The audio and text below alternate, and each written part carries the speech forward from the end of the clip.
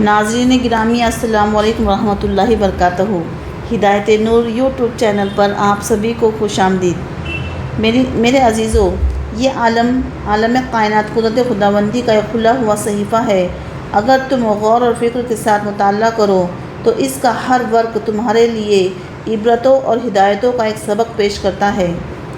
شب و روز کی گردشیں، صبح و شام کی کروٹیں، موسموں کی ہیرا پھیری، حالات و واقعات کی تبدیلیاں، حادثات و تغیرات کی بے اختیاریاں تمہاری آنے والی زندگی کا پتہ دے رہی ہے۔ اللہ رب جلالہ نے ہمیں اس دنیا میں ایک مقصد کے تحت بھیجا ہے، ایک آزمائش کے لیے کہ کون دنیا میں رہ کر اپنا ایمان بناتا ہے اور کون کمزور ایمان والا ہے، کون دنیا کو راضی کرنے والا ہے اور کون اللہ کو راضی کرنے والا بنتا ہے۔ پھر امتحان میں کامیابی کے بعد جنت اور ناکامیابی کے بعد جہنم کا فیصلہ ہونا ہے۔ دنیا تو بہرحال ختم ہو جائے گی، ہر نفس کو موت کا مزہ چکھنا ہے، لیکن آخرت میں ہمارا کیا بنے گا؟ سرور عالم صلی اللہ علیہ وسلم کے ارشادات سے واضح طور پر معلوم ہوتا ہے کہ مرنے والے کو گو ہم بظاہر مردہ سمجھتے ہیں، لیکن حقیقت میں وہ زندہ ہوتا ہے۔ گو اس کی زندگی ہماری اس زندگی سے مختلف ہوتی ہے۔ حضور اکرم صلی اللہ علیہ وسلم نے فرمایا کہ مردے کی ہڈی توڑنا ایسا ہی ہے جیسے زندگی میں اس کی ہڈی توڑی جائے۔ ایک مرتبہ سرور عالم صلی اللہ علیہ وسلم نے حضرت عمرو بن حزم رضی اللہ عنہ کو ایک قبر سے تکیہ لگائے ہوئے بیٹھے دیکھا تو دیکھ کر فرمایا کہ اس قبر والے کو تکلیف نہ دیں۔ جب انسان مر جاتا ہے تو اس عالم سے منتقل ہو کر عالم برزخ میں پہنچ جاتا ہے، خواہ ابھی اسے قبر میں رکھا بھی نہ جائے یا آگ میں بھی نہ جلایا جائے، اس میں سمجھ اور شعور ہوتا ہے۔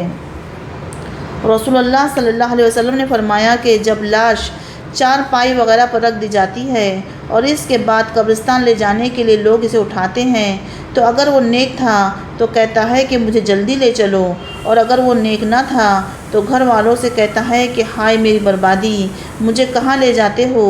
پھر فرمایا کہ انسان کے سوا ہر چیز اس کی آواز سنتی ہے، اگر انسان اس آواز کو سن لے تو ضرور بے ہوش ہو جائے۔ موت کے بعد سے قیامت قائم ہونے تک ہر شخص پر جو زمانہ گزرتا ہے اس کو برزخ کہا جاتا ہے۔ برزخ کے لغوی معنی پردہ اور آڑ کے ہیں۔ چونکہ یہ زمانہ دنیا اور آخرت کے درمیان ایک آڑ ہوتا ہے، اس لیے اسے برزخ کہتے ہیں۔ چونکہ عام انسان اپنے مردوں کو دفن کیا کرتے ہیں، اس لیے احادیث شریفہ میں برزخ کی راحت یا عذاب کے بارے میں قبر ہی کے لفظ آتے ہیں۔ اس کا یہ مطلب نہیں کہ جن انسانوں کو آگ میں جلا دیا جاتا ہے یا پانی میں جو بہا دیے جاتے ہیں وہ برزخ میں زندہ نہیں رہتے۔ دراصل عذاب و ثواب کا تعلق روح سے ہے، اور یہ بات بھی یاد رہے کہ اللہ جل شانہ جلے ہوئے ذروں کو بھی جمع کر کے عذاب و ثواب دینے پر قادر ہے۔ حدیث شریف میں وارد ہے کہ پہلے زمانے میں ایک شخص نے بہت زیادہ گناہ کیے۔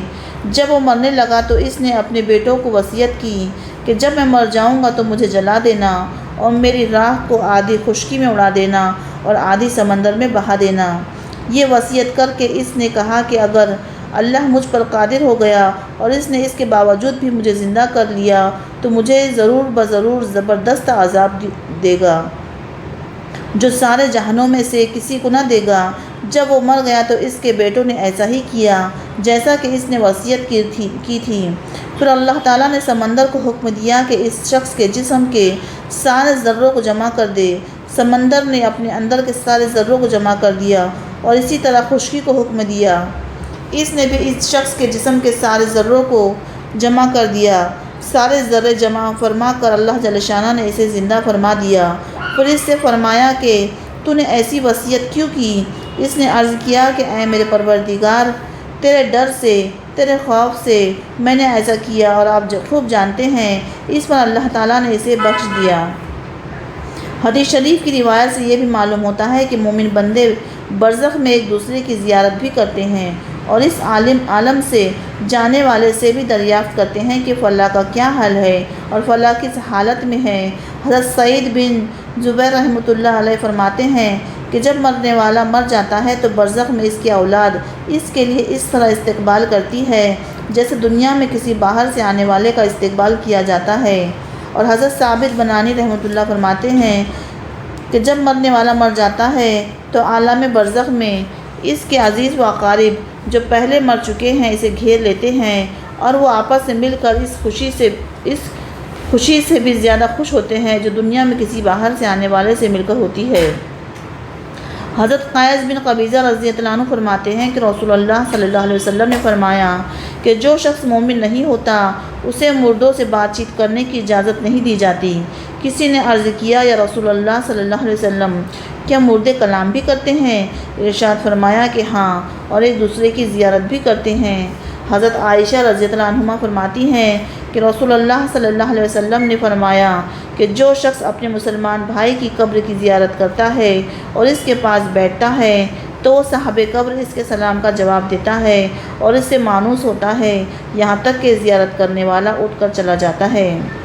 حضرت ام بشر رضی اللہ عنہ فرماتی ہیں کہ رسول اللہ صلی اللہ علیہ وسلم سے میں نے عرض کیا کہ یا رسول اللہ صلی اللہ علیہ وسلم کیا مردے آپس میں ایک دوسرے کو پہچانتے ہیں؟ آپ نے فرمایا کہ تیرا بھلا ہو، روح مطمئنہ جنت میں سبز پرندوں کے قالب میں ہوتی ہے۔ اب تو خود سمجھ لے کہ پرندے اگر آپس میں ایک دوسرے کو پہچانتے ہیں تو روحیں بھی آپس میں ایک دوسرے کو پہچانتی ہے۔ حضرت ابو سعید خدری رضی اللہ عنہ سے روایت کرتے ہیں کہ رسول اللہ صلی اللہ علیہ وسلم نے ارشاد فرمایا کہ جو شخص قرآن شریف پڑھنا شروع کرے اور پورا کیے بغیر ہی مر جائے تو قبر میں ایک فرشتہ اسے قرآن شریف پڑھاتا ہے، چنانچہ وہ اللہ تعالیٰ سے اس حال میں ملاقات کرے گا کہ اسے پورا قرآن پاک حفظ ہوگا۔ جو حضرت اعمال صالحہ میں زندگی خرچ کرتے ہیں اور مرنے کے بعد کی زندگی کا یقین رکھتے ہیں، اس دنیا میں ان کا دل نہیں لگتا اور موت کو یہاں کی زندگی پر ترجیح دیتے ہیں، اور جو لوگ یہاں کی زندگی کو برائیوں میں گزارتے ہیں وہ موت سے گھبراتے ہیں۔